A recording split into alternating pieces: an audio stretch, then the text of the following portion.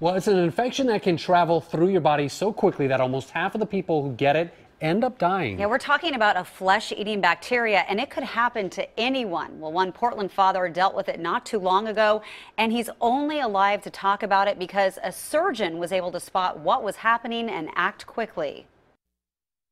Anthony Werre and his son Atticus are smiling in this picture at Legacy Emanuel after a life-threatening situation landed him there weeks earlier. I had noticed on my elbow that I had dry elbows, and one had cracked, and this one just was having a hard time healing.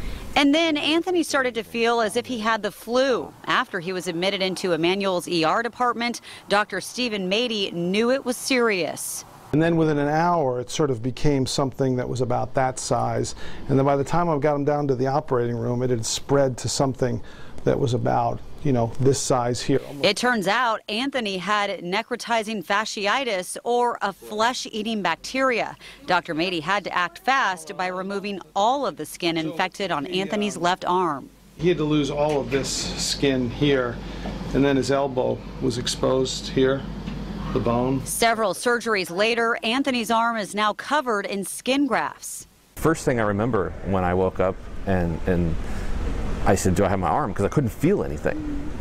And I was just bandaged up from my wrist all the way up here. The symptoms include redness, swelling, and pain in the affected area, accompanied by fever, nausea, or other flu-like symptoms.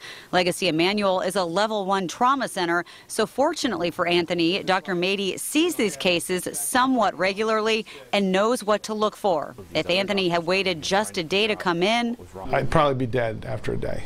But he is doing quite well months later, back to his normal routines, including finding humorous ways to cover up.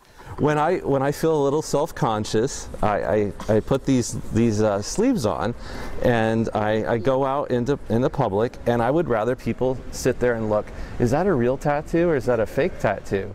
I'd rather. He has a good sense of humor about it. Okay, the majority of these flesh-eating bacteria infections are caused by organisms that normally reside in your skin. Well, many things can trigger it, like strep, which Anthony did have several times last year. Again, it spreads very quickly. Many people end up dying because they are not treated in time. Just like